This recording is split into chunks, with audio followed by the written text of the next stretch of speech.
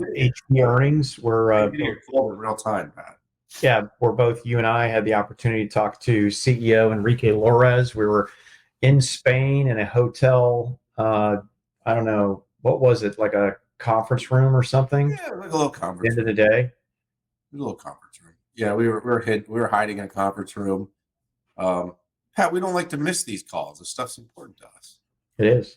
So hey, here's a quick rundown. It similar to what we just talked about with HP, no longer related really in any way except history.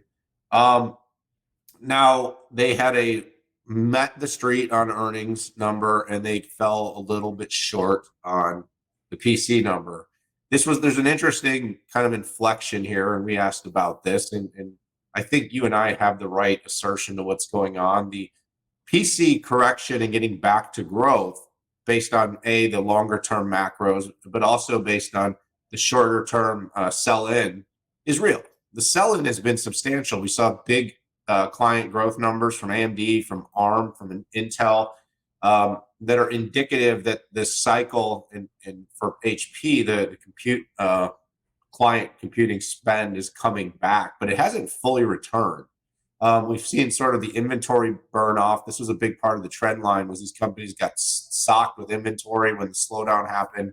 And they spent a lot of their time trying to sell off. So they had to sell out before they could sell in again. So we're in the phase right now where you can believe new designs are being built, chips are being shipped. That's creating momentum, but that's not necessarily leading to recognizable revenue in the short term. It's leading to either A, an increase in order books for some of these companies, or B, sort of just a more optimistic tone from these CEOs that are saying the selling is coming because they're having to buy the silicon, which is why all those chip companies are seeing momentum. He did say they gained share in certain parts of this PC, which is really important. So despite the fact that they didn't even hit their revenue, that means they still outperformed in the category somewhat significantly. Now, there's a range of ASPs, and of course, different companies will tell you different things. Dell will tell you, they're maybe ceding some share because they're focused on higher end ASPs, selling prices on units. But I tend to believe that every company wants to win at every ASP. It's just deciding how badly you want to win and at what margin, how much cash you want to be creating. So, my overall take, or maybe my most interesting inflection from the conversation was, you and I think, have this kind of second half 24 thing with AI PCs that we've both been talking about. I think maybe what's come to my conclusion after these conversations, because we also spoke to Dell, or I had some conversations with Dell as well. I think you did. We've been talking with Lenovo, others. Is when that cycle becomes bigger for the OEMs versus when it becomes big for the chip makers. I'm beginning to believe the second half of 24 is going to be a chip maker boom for PCs, but that the actual sell out that's going to be required for an HP, Lenovo, Dell, Samsung, and these others to see big growth might not happen quite as quickly.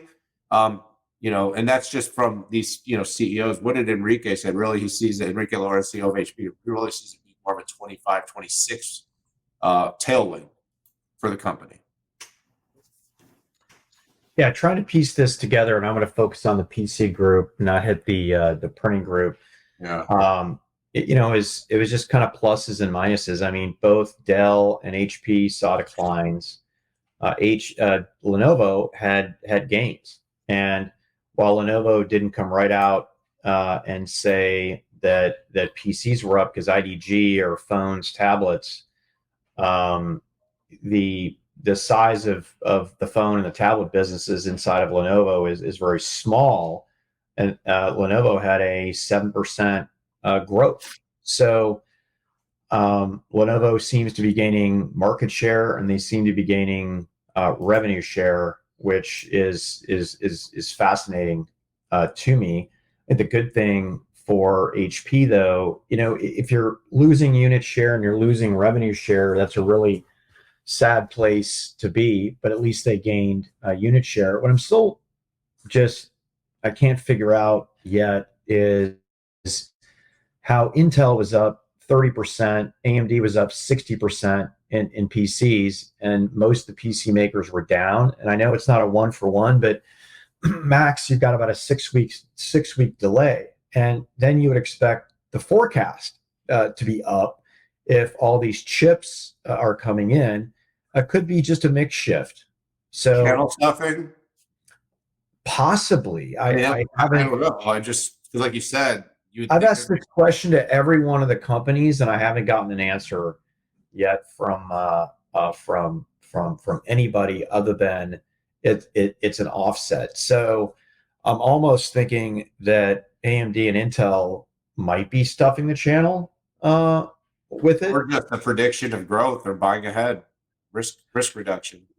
Yeah, but wouldn't that be coming out in the forecast, the PC makers? Anyways, I have more questions than answers here. And just to put a spotlight on the AI numbers. Oh, wonderful! I missed or my bookmark here.